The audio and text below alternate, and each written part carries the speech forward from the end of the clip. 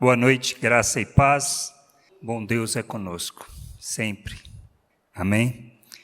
Eu gostaria de começar a leitura com o texto base, para que a gente possa realmente refletir, pouco mais ou além daquilo que nós fizemos, ou tanto quanto fizemos nos pequenos grupos, porque isso é importante na nossa vida, no processo de nosso crescimento e amadurecimento. Eu queria começar lá com o texto base, que é em 1 Pedro 2, 9 e 10. Eu vou ler na versão Nova Almeida atualizada. 1 Pedro 2, 9 e 10. Diz assim: Vocês, porém, são geração eleita, sacerdócio real, nação santa, povo de propriedade exclusiva de Deus, a fim de proclamar as virtudes daquele que os chamou das trevas para a sua maravilhosa luz. Antes, vocês nem eram povo, mas agora são povo de Deus. Antes não tinham alcançado misericórdia, mas agora alcançaram misericórdia. Em Apocalipse 1:6 diz assim: Aquele que nos ama pelo seu sangue, nos libertou dos nossos pecados e nos constituiu reino, sacerdotes para o seu Deus e Pai. A Ele a glória e o domínio para todo sempre. Amém. O que é ser uma geração eleita? Que de fato significa sacerdócio real, um reino de sacerdotes, uma nação santa, um povo de propriedade exclusiva de Deus. Como isso impacta a minha vida? E como isso pode impactar a vida das pessoas próximas de mim? Será que eu entendo a profundidade disso e o significado dessas palavras de Pedro e do que João escreveu em Apocalipse? Isso precisa fazer diferença na minha vida. Eu preciso do entendimento para que eu possa viver. Então eu preciso buscar o que de fato isso significa, como isso impacta e como isso pode impactar a vida das pessoas. Mas nós precisamos ir além disso. Não adianta eu simplesmente falar isso e trazer o significado dessas coisas, mas eu preciso de entendimento. Porque muitas vezes nós falamos, olha, precisamos da santificação. Eu sei disso, mas como? Como eu me santifique? Porque de fato não posso cometer pecado, nós não podemos cometer pecado. Eu sei disso, mas por que eu insisto na prática e no cometer pecado? Nós precisamos ter esse discernimento, esse entendimento, e isso parte de uma base, de uma compreensão de quem nós somos. Porque se eu não tiver esse entendimento e se eu não compreender essa jornada, eu não vou fazer isso, isso não vai fazer diferença para mim, embora eu muito a deseje. Desejar, mas sem entendimento, eu não sou levado nessa jornada da maneira como Deus quer. Preciso ter o meu entendimento iluminado, preciso compreender isso, para que eu possa viver na plena vontade de Deus. E aí sim, sacrifício vai fazer diferença, o meu culto vai fazer diferença, porque eu vou fazer com entendimento e com discernimento. Que a gente possa ter esse desejo ardente de querer conhecer e compreender essa vontade de Deus e ser guiado nisso. Guiado para compreender e andar conforme a vontade do Pai, glorificando o seu nome. Para que a gente seja a expressão viva de quem Ele é. Para que a gente seja luz neste mundo e faça a diferença neste mundo, como filhos de Deus. Porque somos chamados para isso. Não somos chamados para outra coisa. Nós muitas vezes estamos carregados de nossa religiosidade, de um pensamento natural, de uma forma de viver que é normal, mas que precisamos ter o nosso entendimento transformado. Vamos ter uma palavra de oração? Fecha os teus olhos, abaixa a tua cabeça. Senhor, nós clamamos, Senhor. Clamamos e pedimos para compreendermos, Senhor, de fato a misericórdia que o Senhor revelou, tua compaixão, teu amor por nós. Nós precisamos entender a tua obra em nosso favor, para que, entendendo o que o Senhor fez por nós, a gente possa viver na tua vontade. Por isso, ilumina o nosso entendimento. Derrama abundantemente da tua graça, essa graça que nos educa, que nos ensina, que nos conduz na tua vontade.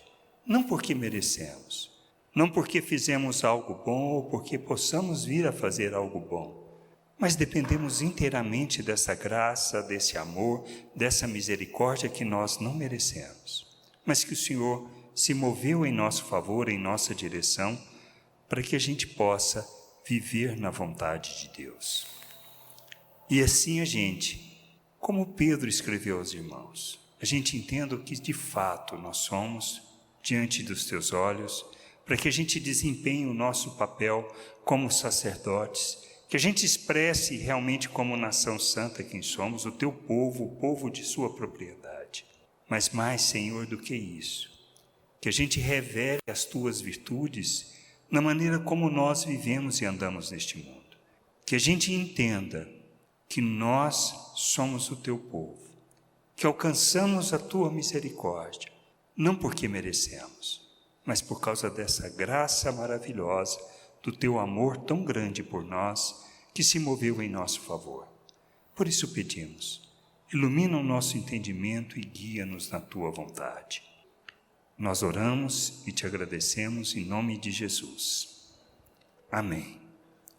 Queridos, antes de entrarmos nesses detalhes, gostaria de fazer a leitura de alguns versículos que está na primeira carta de João, que nos conduz um pouco mais a compreendermos quem de fato somos diante de nosso Deus e como devemos viver.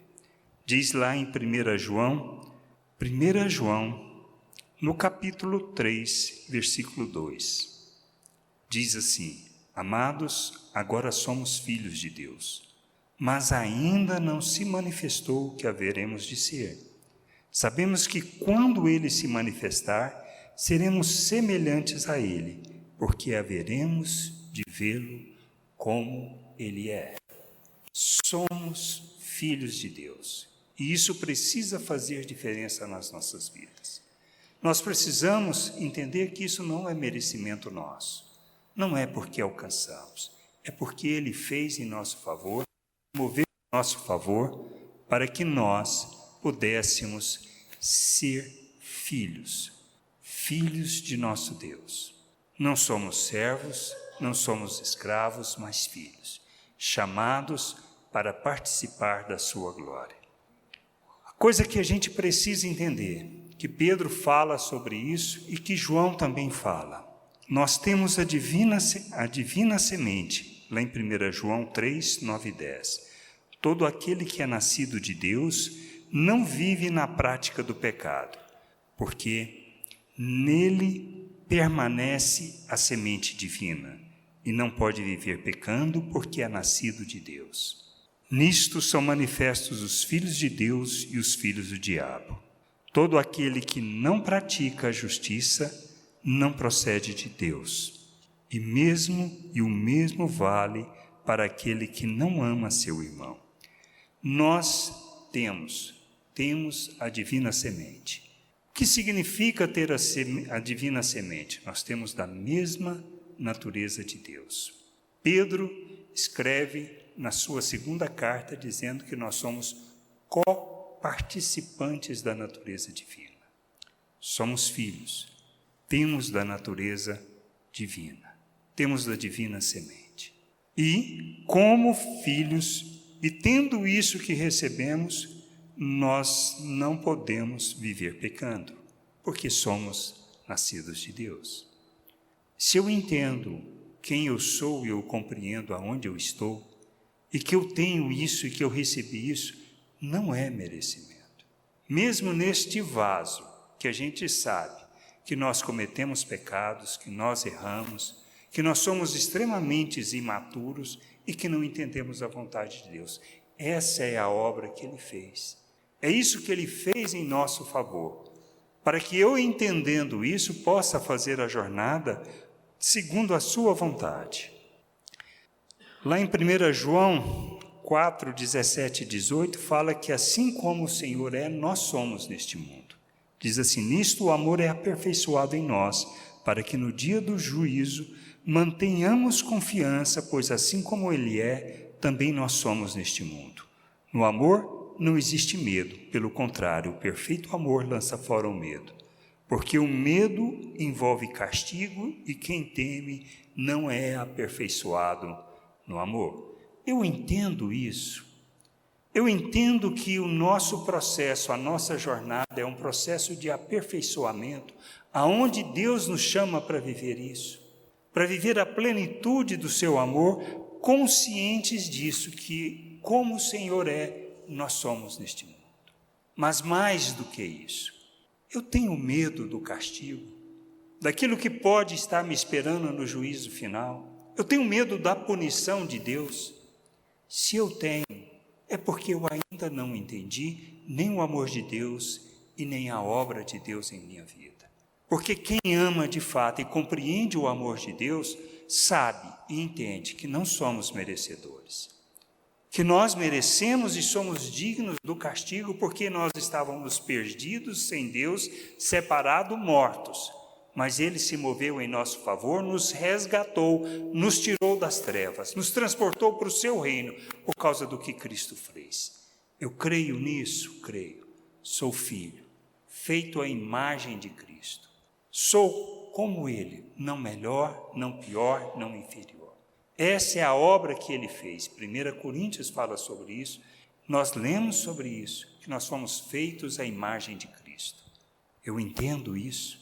Eu aceito isso por fé, eu preciso crer nisso, porque é tudo isso que movimenta e fundamenta a minha vida. O justo vive por fé. O que é viver por fé? É viver fundamentado na palavra de Deus, nas promessas de Deus. Eu creio nessas promessas, eu creio nas palavras que o Senhor proferiu. Se eu creio, essa é a jornada que eu tenho. O problema nosso é que nós queremos que o processo seja de imediatismo, ou seja, que amanhã eu acorde transformado, e não é. É uma jornada onde passamos por uma questão de entendimento, de crermos nas palavras que o Senhor fala, de termos o nosso entendimento iluminado para que, crendo, eu possa me mover na direção daquilo que Deus fala.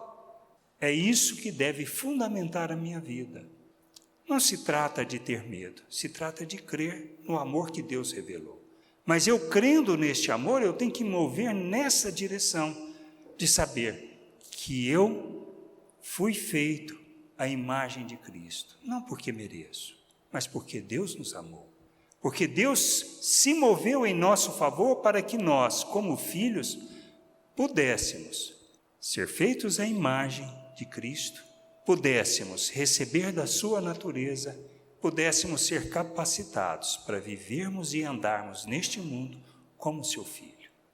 Por isso que lá em João ele fala, 1 João fala que somos nascidos de Deus. Diz assim, 1 João 5, 1-5, todo aquele que crê que Jesus é o Cristo é nascido de Deus. E quem ama aquele que o gerou, ama também o que dele é nascido. Nisso sabemos que amamos os filhos de Deus, quando amamos a Deus e praticamos os seus mandamentos, porque este é o amor de Deus, que guardemos os seus mandamentos. E os seus mandamentos não são penosos, não são difíceis de guardar, porque todo aquele que é nascido de Deus vence o mundo. E esta é a vitória que vence o mundo, a nossa fé. Quem é que vence o mundo, senão aquele que crê que Jesus é o Filho de Deus? Somos nascidos de Deus e podemos vencer o mundo. Vencer o mundo é vencermos essa maneira de pensar, a maneira de viver do mundo, a forma natural de pensar. Nós não precisamos ser escravos do pecado, escravos da natureza humana, não precisamos fundamentar a nossa vida e as nossas relações nos nossos sentimentos naturais, mas podemos, como Cristo, revelar em todas as situações e em tudo que nós vivemos, em todas as nossas relações. Precisamos amadurecer para revelar Cristo, para revelar as suas virtudes, manifestar quem Ele é neste mundo, e não andarmos segundo a natureza humana, não andarmos segundo o pecado, porque somos nascidos de Deus e nós temos de Cristo a capacidade de vencer o mundo, porque dependemos dele, dependemos da graça de Deus e fomos capacitados para isso. Em João 2, 15 e 17, diz que quem faz a vontade de Deus permanece para sempre. E fala acerca de onde está o nosso coração. Não ame o mundo, nem as coisas que há no mundo. Se alguém amar o mundo, o amor do Pai não está nele. Porque tudo o que há no mundo, os desejos da carne, os desejos dos olhos e a soberba da vida, não procedem do Pai, mas procedem do mundo. Ora, o mundo passa, bem como os seus desejos, mas aquele que faz a vontade de Deus permanece para sempre. O que João está querendo nos mostrar? Gente, não dá para viver neste mundo sonhando com as coisas deste mundo e nem correndo atrás das coisas deste mundo. Podemos usar das coisas deste mundo, mas não colocar o nosso coração. Porque quando colocamos o coração nessas coisas, nós perdemos a direção daquilo que seja a vontade de Deus para nós. Então, assim, o que eu estou buscando? O que eu estou desejando? Aonde eu tenho colocado o meu coração? Naquilo que eu tenho focado. O que é prioridade para mim? Não estou falando aqui do tempo que você dedica a orar, a ler as Escrituras, a estar nos cultos, nos eventos. Não estou falando disso.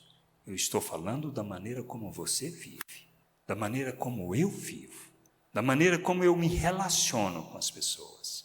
Porque se eu não estou andando dentro da vontade de Deus, se eu não estou andando segundo as suas virtudes, eu não estou dentro dessa vontade. Eu preciso amadurecer. Se eu creio que Jesus é o Cristo, o Filho de Deus que veio para salvar. E permanecer nele é permanecermos no seu amor. Permanecermos no seu amor é revelarmos o seu amor nas nossas relações. Isto é o fim de tudo. Em 1 João 1 5 a 7 diz assim: a mensagem que dele ouvimos e anunciamos a vocês é esta: Deus é luz e não há nele trevas nenhuma. Se dissermos que mantemos comunhão com ele e andarmos nas trevas, mentimos e não praticamos a verdade. Se andarmos na luz como ele está na luz, mantemos comunhão uns com os outros e o sangue de Jesus, seu Filho, nos purifica de todo o pecado. Deus é luz e não há nele trevas nenhuma. Se dissermos que mantemos comunhão com ele e andamos nas trevas, mentimos e não praticamos a verdade.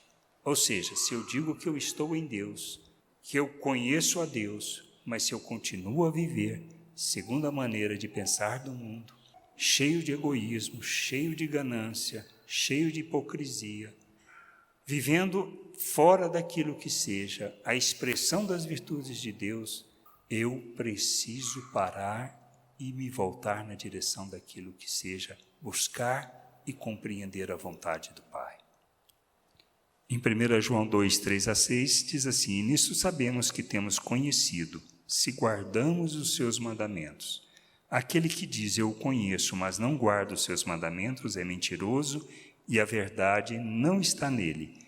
Mas quem guarda a sua palavra e nele verdadeiramente tem sido aperfeiçoado o amor de Deus, nisto sabemos que estamos nele. Quem diz que permanece nele, esse deve também andar assim como ele andou. Fundamento de tudo, andarmos no amor de Deus. Então, quando eu entendi isso, compreendi que eu sou nascido de Deus, compreendi que sou a imagem de Cristo, que sou coparticipante da natureza divina, que eu tenho da vida de Deus, que eu fui tirado das trevas, do reino das trevas, sem entendimento, sem compreensão, escravos do meu pecado, transportados para o reino de Deus, para proclamar as virtudes de Deus. Isso é a obra que ele fez. Quando eu entendi a salvação, que eu me submeti a Cristo como Senhor e Salvador, eu nasci de novo, como fala em João 3. Nasci de novo. Nasci do Espírito. Sou um ser espiritual reconciliado com Deus. Estou unido a Deus e Ele está unido a mim. Vivemos na presença de Deus. Estamos na presença de Deus. Eu creio nisso. Essa é a palavra de Deus. Se eu creio, como diz a carta de princípios e valores. Somos porque Deus falou que somos. Nós cremos. Se cremos, então nós nos movemos naquilo que seja a direção de Deus, para que eu entenda exatamente o texto do estudo dessa semana. Por isso Pedro fala, nós somos, ou seja, na realidade ele está falando, vocês são geração eleita. O que é ser a geração eleita? É ser um povo que foi escolhido por Deus. Eu escolhi Deus? Não. Ele me escolheu. Ele nos escolheu. Ele é quem agiu em nosso favor. Ele é quem se revelou. E nós só nos submetemos. Por isso precisamos buscar esse Deus de todo o coração, com toda a intensidade, para que a gente possa compreender essas coisas.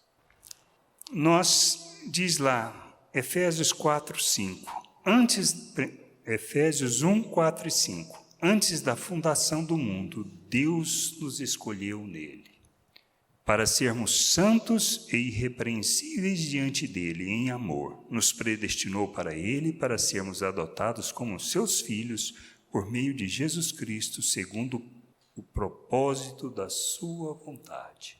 Ele planejou tudo isso, ele nos escolheu antes da fundação do mundo, antes mesmo de nos criar. Dá para a gente compreender isso tudo? Não. Mesmo ele sabendo já de tudo, ele nos fez e nos escolheu, não porque merecemos. E quando a gente lê a carta aos Efésios, a gente entende o propósito da igreja, a razão da existência da igreja, da família, porque ele fez. Em João 15, 16, diz assim, Jesus falando com os discípulos, que se estende a nós, não foram vocês que me escolheram, pelo contrário, eu os escolhi. E os designei para que vão e deem fruto, e o fruto de vocês permaneça, a fim de que tudo o que pedirem ao Pai, em meu nome, Ele lhes conceda. Os frutos que Ele está falando para a gente produzir são os frutos que revelam Deus, que manifestam Deus, que expressam Deus, que revela a misericórdia, a graça, a bondade, a justiça de Deus, o seu amor neste mundo. E se a gente crê na quem Ele diz que nós somos, nós não temos outra direção, nós não temos outro entendimento para caminhar.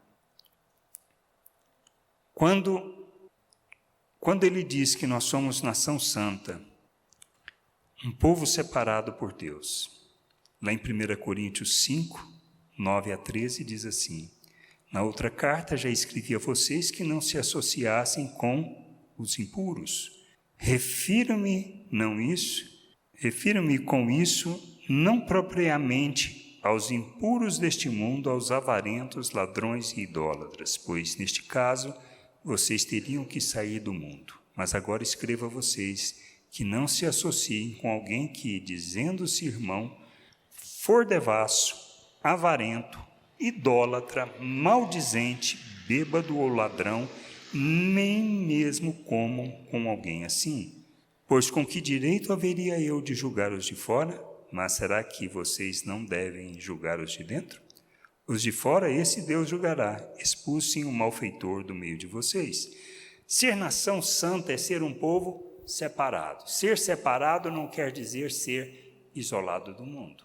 E Paulo fala sobre isso justamente na carta aos Coríntios, ou seja, se eu permito no meio, se eu ando no meio com alguém que diz ser irmão, mas que faz todo esse tipo de coisa, eu estou agindo contra aquilo que Deus nos instrui para fazer. Porque nós vemos diversas vezes e diversas pessoas que um pouco de fermento leveda toda a massa. Se nós permitimos no nosso meio, daquele que diz ser nosso irmão, mas que vive numa vida que não traduz e nem revela o Senhor, que vive em pecado, e se nós exortamos, se nós corrigimos, se nós ajudamos, e a pessoa continua a insistir no pecado, é bom que fique no nosso meio? Não. Vai ser um processo normal. E a gente precisa entender, mas nós precisamos nos santificar. Nós precisamos andar segundo as virtudes de Deus, mas eu preciso fazer isso porque eu entendo quem eu sou, porque eu compreendo, e aí sim nós nos ajudamos na jornada de crescimento e não vamos permitir que o pecado esteja no nosso meio. Mas não vamos estar longe do mundo, porque nós somos responsáveis por revelar a luz no mundo. Nós somos responsáveis por revelar Deus às pessoas, e só revelamos se nós entendemos que somos uma nação santa. Sacerdócio real fala justamente daquele que cuida dos interesses de Deus, que fala da vontade de Deus, que expressa a vontade de Deus, que cuida dos interesses de Deus e que oferece os verdadeiros sacrifícios que agrada a Deus. Que diz lá em 1 Pedro 2,5, como também vocês, como pedras que vivem, são edificados, casa espiritual, para serem sacerdócio santo, a fim de oferecer sacrifícios espirituais agradáveis a Deus por meio de Jesus Cristo. O que é o sacrifício de fato que devemos oferecer a Deus? Romanos 12:1 diz assim: portanto, irmãos, pelas misericórdias de Deus, peço que ofereçam o seu corpo como sacrifício vivo, santo e agradável a Deus. Este é o culto racional, o culto com entendimento de vocês. O sacrifício é oferecermos a nós mesmos a vontade de Deus. E qual é a vontade de Deus? Que nós vivamos na plenitude da expressão do seu amor neste mundo. Expressarmos o seu amor nos leva a cumprir a sua vontade. Revelarmos o seu amor implica, de fato, oferecer a nós mesmos em favor à vontade de Deus, e como discípulos de Jesus nós entendemos: negar a nós mesmos, tomarmos a nossa cruz e seguirmos o modelo de Cristo. Isto implica em quê? Em morrermos para os nossos desejos, para a nossa natureza. Diante de situações eu tenho que tomar a decisão se eu vou revelar a minha natureza ou se eu vou revelar a natureza do meu Deus, que me capacitou para isso. Estas são as escolhas. Muitas vezes o que a gente quer é que alguma coisa aconteça ou que faça por nós. E o Espírito não vai fazer por nós. Ele nos instrui, ele nos ensina e ele nos mostra o caminho a seguir. As escolhas que eu estou fazendo revelam o meu compromisso e o entendimento de quem eu sou diante de Deus, para que o meu compromisso pessoal possa ser expresso na família, através da família, nas relações e na nossa relação com o mundo. Quem temos que revelar? Quem temos que mostrar? É competência nossa impor valores às pessoas? Não, precisamos entender que não, mas é competência e responsabilidade nossa revelar os valores eternos às pessoas. Então, se eu não revelo e quero que as pessoas vivam segundo aquilo que eu acredito, e o que eu acredito eu não vivo, isso vai fazer diferença? Não, vai mostrar simplesmente a minha religiosidade e não a vontade de Deus. Ser propriedade de Deus é algo que a gente precisa entender, que nós não somos de nós mesmos, como diz lá em 1 Coríntios 6, 19 e 20. Será que vocês não sabem que o corpo de vocês é santuário do Espírito Santo que está em vocês e que vocês receberam de Deus, e que vocês não pertencem a vocês mesmos? Porque vocês foram comprados por preço. Agora, pois, glorifiquem a Deus no corpo de vocês. Efésios 1, 13 e 14 diz assim: nele também vocês, depois que ouviram a palavra da verdade, o evangelho da salvação, tendo também nele crido, receberam o selo do Espírito Santo da promessa. O Espírito é o penhor da nossa herança, até o resgate da sua propriedade em louvor da sua glória. Ou seja, o Espírito é a garantia de quem somos e a quem pertencemos. Nós somos de Deus, propriedade de Deus. Fomos comprados por um preço alto, para vivermos o reino de Deus na terra. Mas ele não nos obriga, não é uma questão de obedecer por medo. Eu obedeço, eu vivo os mandamentos de Deus porque eu entendo do seu amor, porque eu compreendo o que ele fez e porque eu compreendo a obra que ele realizou por mim. Por isso eu não posso me submeter ao pecado. E essa é a nossa jornada de aprender isso. Não nos submetermos ao pecado, que nós sabemos claramente Qual é? Porque se nós insistimos em viver segundo a natureza humana, nós estamos pecando. E se eu sei que eu preciso fazer o bem e eu não faço, nisto, como Paulo fala, nós estamos pecando. Essa é a consciência e esse é o entendimento que precisamos ter. Por isso, como isso afeta o meu dia a dia? Como esse entendimento me conduz a um processo que chegue à vontade de Deus? Romanos 12:2, não vivam conforme os padrões deste mundo, mas deixem que Deus os transforme pela renovação da mente, para que possam experimentar qual é a boa, agradável e perfeita vontade de Deus. É um processo de transformação de entendimento. Fundamentado em quê? Nas Escrituras Sagradas, fundamentado na Palavra de Deus. Se eu não conheço a Palavra de Deus, se eu não leio, nela não medito, e se eu não me oro diante de Deus, tenho a possibilidade de conhecer, compreender e ter o meu entendimento transformado? Jamais. Por isso, vivo com medo. Por isso eu tenho medo do castigo, porque eu não conheço, não compreendo o amor de Deus e o que Ele fez em meu favor. Sou ignorante, sem entendimento, e isso não me leva à vontade de Deus, mas a ser muitas vezes um mero religioso, e não é o que Deus nos chama para viver.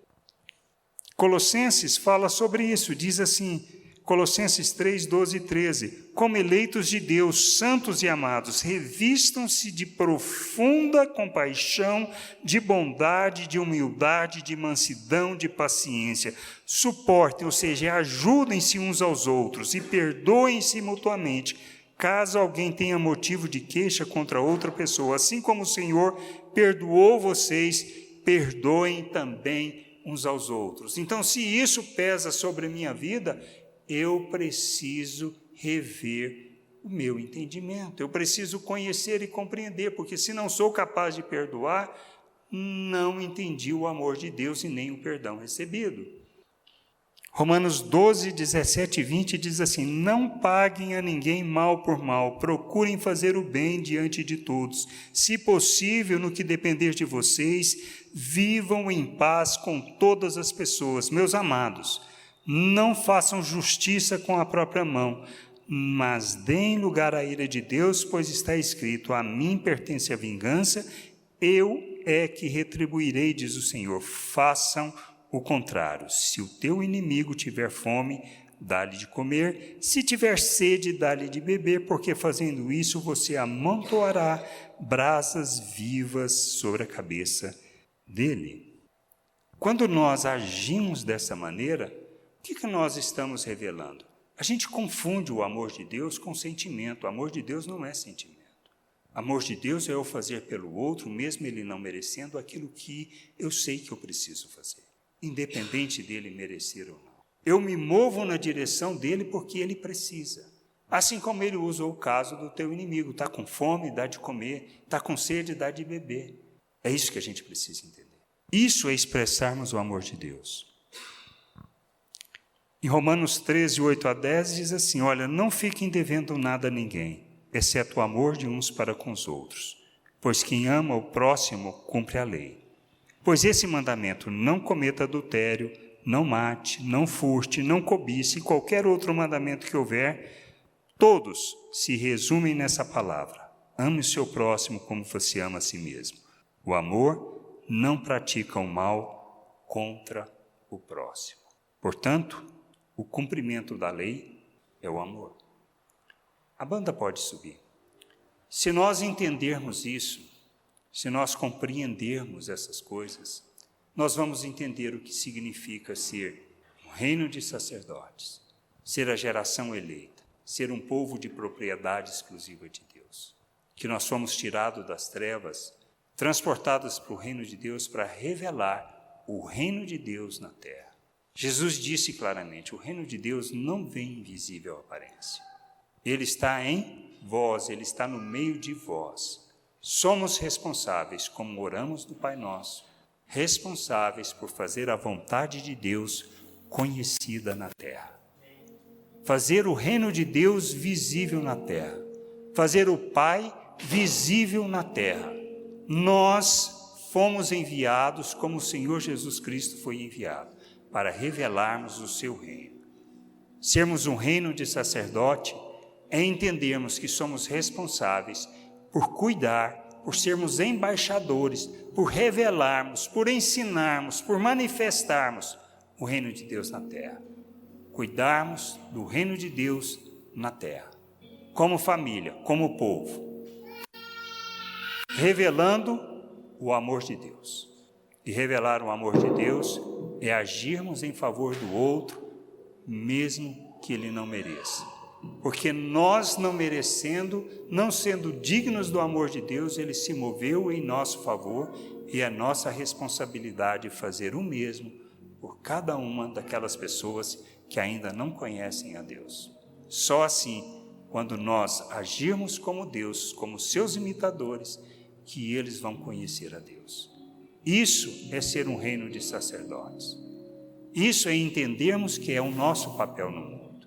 E que a nossa vidinha, cheia das nossas carências, das nossas, vamos dizer assim, mesquinharias e das nossas preocupações com coisas sem importâncias que na realidade são sentimentos humanos, nós precisamos avançar. Avançar como pessoas maduras, como Cristos neste mundo, revelando Deus, manifestando o seu reino e sua glória. Quem me faz fazer isso? O Espírito nos convence do pecado, ele ilumina o nosso entendimento, ele nos ensina e nos conduz. Mas eu tenho que me comprometer com Deus, com sua vontade e com seu querer. Amém? Vamos ter uma palavra de oração. Senhor, nos conduza em todo entendimento da tua vontade, em toda compreensão do teu querer, para que a gente seja esse instrumento de revelar, de manifestar o seu reino, de cumprir a sua vontade, de fazer a sua vontade. Ensina-nos, Senhor. Tenha misericórdia de nós e nos guia na tua vontade. Tenha misericórdia de nós, Senhor, ilumine o nosso entendimento, desperta, Senhor, em nós a consciência, a compreensão por meio do teu Espírito, para que a gente tenha de fato sede de conhecer o Senhor, sede de compreender a tua vontade e andar na tua vontade, para que nós, como família, como teu povo, desempenhemos o nosso papel neste mundo, revelando sua glória, revelando a sua salvação, revelando o teu amor neste mundo, Senhor, para que as pessoas conheçam a ti, para que a terra possa se encher com o conhecimento da tua glória, que a tua igreja, a família, teu povo, revele teu reino neste mundo. Nós oramos e te agradecemos em nome de Jesus. Amém.